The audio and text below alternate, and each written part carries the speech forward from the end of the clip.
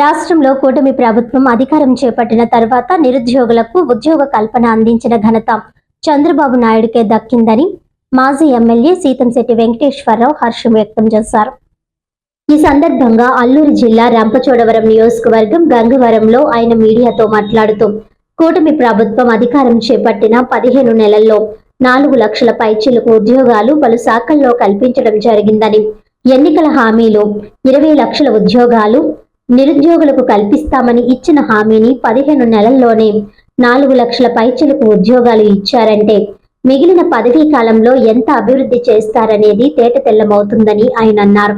రాబో 4 సంవత్సరాల్లో రాష్ట్రంలో నిరుద్యోగులకు మెండుగా ఉపాధి అవకాశాలు ముఖ్యమంత్రి చంద్రబాబు నాయుడు కల్పిస్తారని ఆయన తెలిపారు. కూటమి ప్రభుత్వం వచ్చిన తర్వాత గౌరవ ముఖ్యమంత్రి శ్రీ నారా చంద్రబాబు నాయుడు గారు 15 నెలల్లో 4,71,574 ఉద్యోగావకాశాలని వివిధ శాఖలు కల్పించడం జరిగింది.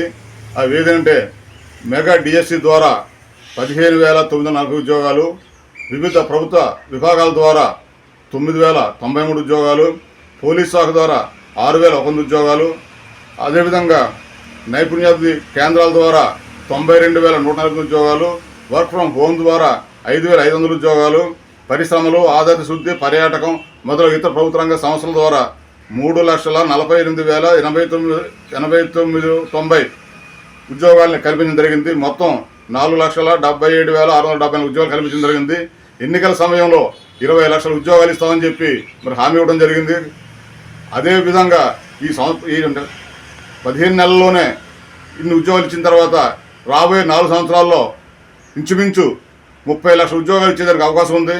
ఇప్పటికీ అనేక పరిశ్రమల్ని, అనేక రకమైన ఉపాధి అవకాశాలను కూడా ప్రభుత్వం తీసుకొస్తుంది. కాబట్టి వాటన్నిటి ద్వారా నిరుద్యోగ యువతకి అందరికి కూడా బాగా ఉపయోగపడుతుందని చెప్పి నేను తెలియజేస్తా ఉన్నాను.